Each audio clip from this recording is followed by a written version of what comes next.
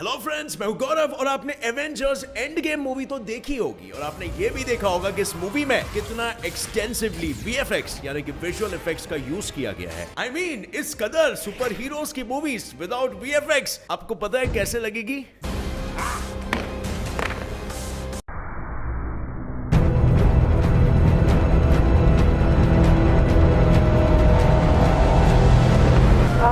That's the best part of it. VFX इन जैसे फिल्मों का माई बाप होता है जो इन मूवीज को सड़क से उठा के स्टार बना देता है।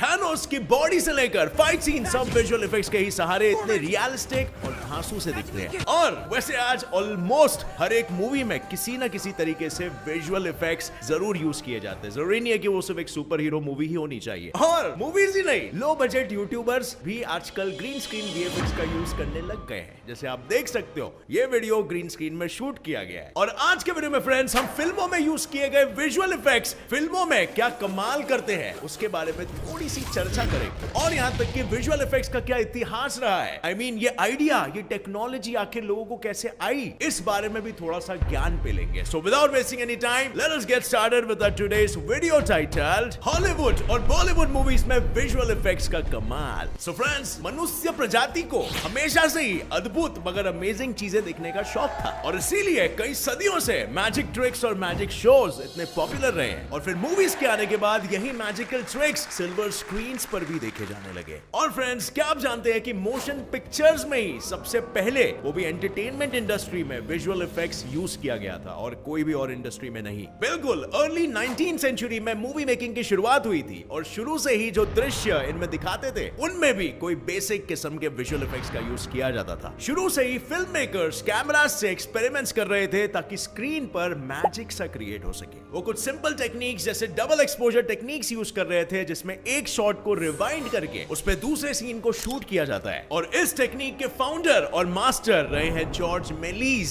जिन्हें the father of visual effects भी कहा जाता है। और क्या तुम जानते हो कि इस आदमी के पीछे सबसे कमाल बात क्या है? ये खुद एक जादूगर था, एक मजीशियन। तो इसमें कोई कमाल की बात नहीं है कि ऑब्वियसली जैसे ये रियल लाइफ में करता था, इसके मन में ये ख्याल जरूर आया होगा कि क्यों ना मैं ये सिल्वर स्क्रीन में भी दिखाऊं लोगों को। मेलीज ने मोशन पिक्चर्स की शुरुआत से ही ऐसी अनोखी टेक्निक्स अपनी शूटिंग में यूज की कि जिसे देखकर लोग अचंभे में पड़ जाते थे। उनकी 1898 की film the four troublesome heads में उन्होंने सबसे पहली बार मैट स्क्रीन का यूज किया था। अब जरा इस सीन को देखो दोस्तों, क्या लगता है उन्होंने ये सीन को बनाने के लिए आखिर किया क्या होगा? 1898 का जमाना है, भूलो मत यार। कुछ ज्यादा नहीं, बस उन्होंने एक सिंपल सी ट्रिक यूज की थी जिसमें उन्होंने कैमरा के लेंस के एक हिस्से को एक कपड़े के टुकड़े से कवर कर दिया था ताकि उस पर रोशनी ना पड़ सके और सीन आराम से शूट हो सके। और फिर वो पलटा के बाकी के स्क्रीन के लेंस को भी कवर कर देते थे और उस पहले पार्ट को खुला रखते थे ताकि उस पार्ट से सीन को शूट किया जा सके। और इससे पुरानी फिल्म में ऐसा नजर आ रहा था कि ये आदमी अपना सर अपने जिस्म से अलग कर रहा है। जॉर्ज मेलीज की इन्वेंट की गई ये टेक्निक कई सदियों तक फिल्मों में फिर बाद में यूज करी जाने लगी और उन्होंने खुद इसका यूज करके आगे चल के 1902 में सबसे पहली दुनिया की साई-फाई फिल्म बनाई जिसका नाम था a trip to the moon.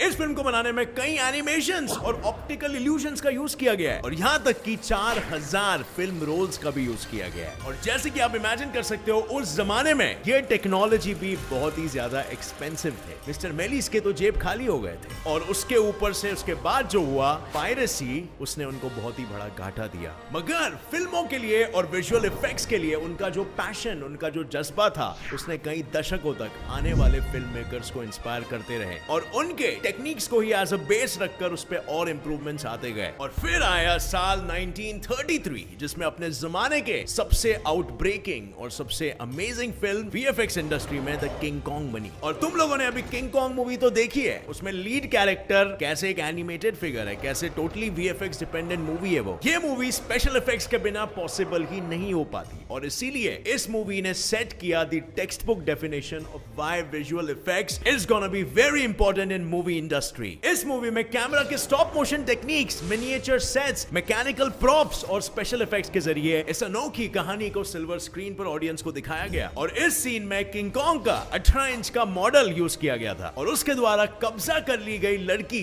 बस सिर्फ एक डॉल है। और ये गुफा जो आप देख सकते हो और कुछ नहीं बल्कि मैच पेंटिंग्स है। ऐसे रियलिस्टिक सीन्स जो ग्लास पे पेंट किए जाते थे और सेट्स पे यूज किए जाते थे। और अब दोस्तों हाल ही में एक और किंग कॉन्ग की लेटेस्ट मूवी रिलीज हुई थी जिसमें ऑफ कोर्स इसके पुराने फ्रेंचाइजी की तरह हाई टेक्नोलॉजी वीएफएक्स की जरूरत पड़ी थी। लेकिन जस्ट बिकॉज ये मूवी आज के दशक में बनी है 70 सालों बाद, तो देख लीजिए वीएफएक्स इंडस्ट्री में कितने अलग ही लेवल पर एडवांसमेंट हुआ है। I mean just look at before and after.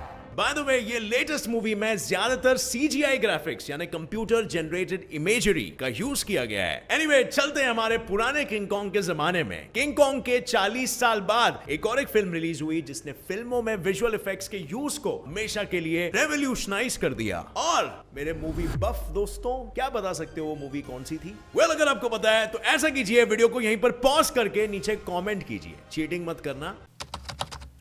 उम्मीद है दर्शकों आपने अपने आंसर्स को नीचे कमेंट किया है और अगर आपका जवाब है Star Wars then congratulate yourself because that's right. So well friends, ये फिल्म को बनाते वक्त एक बहुत ही अचंभित चीज हो गई थी। हुआ यूं कि इस फिल्म के बनने के दौरान 20th सेंचुरी फॉक्स स्टूडियो ने अपना इन हाउस स्पेशल इफेक्ट्स का जो डिपार्टमेंट है उसको क्लोज कर दिया था और डायरेक्टर जॉर्ज लूकस को नए हथकंडे अपनाने पड़े। मतलब भाई की सिचुएशन समझो, मूवी बनानी है, डिपार्टमेंट को फायर कर दिया है और हमें कुछ नया क्रिएट करना होगा। कहते हैं necessity is the mother of invention. तो यहां पर क्या इन्वेंशन हुआ? वेल इसी तकलीफदायक सिचुएशन ने इंडस्ट्रियल लाइट और मैजिक इफेक्ट्स को जन्म दिया। इसमें कंप्यूटर्स का यूज किया गया था कैमरा को कंट्रोल करने में और फिर स्पेशल इफेक्ट्स बनाए गए थे जो पहले के प्रोसीजर से बिल्कुल उल्टा था। याद है राइट? अब से पहले प्रॉप्स को मूव किया जाता था और कैमरा एक ही जगह पर स्टैटिक रखा जाता था, लेकिन अब से ये चीज बदलने वाली है। फॉर एग्जाम्पल पहली स्टार वॉर्स के ये सीन को देखिए जिसमें प्रॉप्स को डिस्ट्रॉय किया जा रहा है और फिर लेटेस्ट स्टार वॉर के ये सीन को देखिए, है ना जमीन आसमान का फर्क। ओरिजिनल में प्रॉप बेस्ड स्पेशल इफेक्ट्स ज्यादा यूज किए गए थे जबकि अभी की फिल्म में कंप्यूटर जनरेटेड इमेजरी ज्यादा यूज किया गया है और इनके द्वारा इन्वेंट की गई ये टेक्निक आज तक 300 से भी ज्यादा फिल्मों को बनाने में यूज की गई है। मूवीज जैसे ट्रांसफॉर्मर्स, जुरासिक पार्क एटसेट्रा, ये सब VFX के बाप है। और अगर VFX इंडस्ट्री में रैपिड बदलाव को अभी तक आप महसूस नहीं कर पाए तो ये देखिए एक और एक जबरदस्त कंपैरिजन विजुअल इफेक्ट्स के एवोल्यूशन के बारे में। ये सीन है 1982 में आई फिल्म ट्रॉन का, जिसे कुछ लोग वो पहली फिल्म मानते हैं जिसमें कंप्यूटर एनिमेशन यूज किया गया था, ना ही बस स्पेशल इफेक्ट्स के तौर पर बल्कि कैरेक्टर और प्लॉट डेवलपमेंट को और बेहतर बनाने के लिए भी। ये बाइक सीन इतना ज्यादा फेमस हुआ था कि आज भी इसे उस जनरेशन के लोग याद करते हैं। इससे आप अगर 2010 में आई हुई ट्रॉन फिल्म से कंपेयर करें तो ये बिल्कुल बचकाना काम लगता है।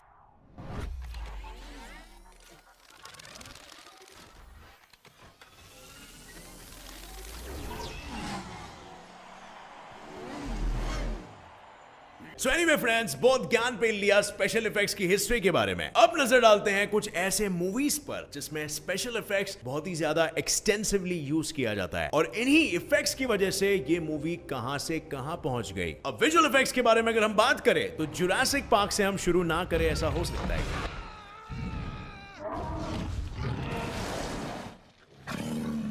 1993 में शुरू हुई ये सीरीज में अब तक भी फिल्में बनाई जा रही है, मगर पहली बार जुरासिक पार्क मूवी में जो डायनासोर देखने का मजा आया था वो मजा आज तक नहीं आया है। शुरू की फिल्मों में ज्यादातर एनिमेट्रॉनिक्स का इस्तेमाल किया जाता था, मगर आजकल बनाई जा रही फिल्म्स में सीजीआई और मोशन कैप्चर टेक्निक का ज्यादा यूज किया जाता है। और जब 90s की मूवीज की बात आती है तो मैट्रिक्स को कौन भूल सकता है। इस फिल्म का ये फेमस बुलेट सीन आज भी याद किया जाता है। इस पूरे सीन को एक ग्रीन रूम में शूट किया गया था और 360 डिग्री कैमरास का यूज किया गया था। इन कैमरास को एक एक सेकंड के डिफरेंस से ऑन किया गया था और इन सभी के फुटेजेस को कंबाइन करके ये आइकॉनिक सीन को क्रिएट किया गया। इस एक सीन में 12,000 फ्रेम्स पर सेकंड थे। Can you imagine that? साधारण से कैमरे के फुटेज में सिर्फ 24 फ्रेम्स पर सेकंड होते हैं। और फिर आते हैं हमारे हॉलीवुड के वीएफएक्स इंडस्ट्री में एवेंजर्स के sequels.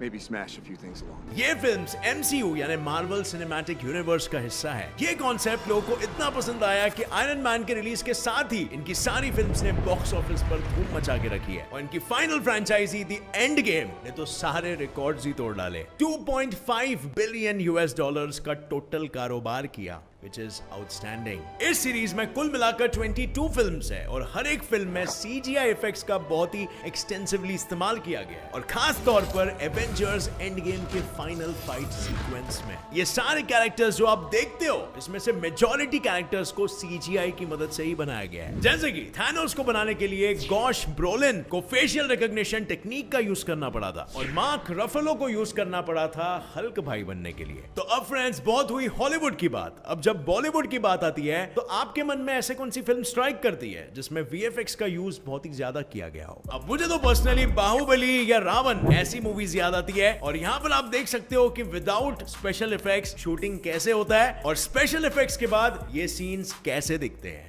Just amazing. Mister India भी एक ऐसी फिल्म है जिसमें भी स्पेशल इफेक्ट्स बहुत यूज किए गए थे और इस पर काम करने वाले एक टेक्नीशियन पीटर परेरा ने एक इंटरव्यू में बताया कि मिस्टर इंडिया को गायब होते हुए दिखाने के लिए बहुत सारे कैमरा डिसॉल्व फंक्शन को यूज किया गया था। इसमें एक सीन था जिसमें बच्चे मिस्टर इंडिया को एक रेड ग्लास के थ्रू देखते हैं और इस सीन के लिए मेलिस की मास्किंग टेक्निक का यूज किया गया था। शूटिंग के दौरान उन्होंने अनिल कपूर की बॉडी के लोअर हिस्से को एक ब्लैक पेपर से कवर कर दिया था और फिर कैमरा लेंस पर रेड फिल्टर का यूज किया गया और फिर उन्होंने दो सेपरेट शॉट्स को कंबाइन करके ये शॉट बनाया था। क्रिश फिल्म में भी बहुत सारी ऐसी टेक्निक्स का इस्तेमाल किया गया है जो हॉलीवुड में अक्सर यूज किए जाते हैं। क्रिश 3 फिल्म का प्लेन सीक्वेंस लोगों को बहुत पसंद आया और इसे बनाने वाले टेक्नीशियंस थे हैरी हिंगोरानी और केतन यादव और आप बिलीव नहीं करोगे बट उन्होंने इस सीन पर 1 साल तक काम किया। इस सीन के बारे में बताते हुए हैरी कहते हैं कि उन लोगों ने इस प्लेन के 56 वर्जन्स बनाए थे और फिर बाद में इसका बेस्ट वर्जन चुना गया।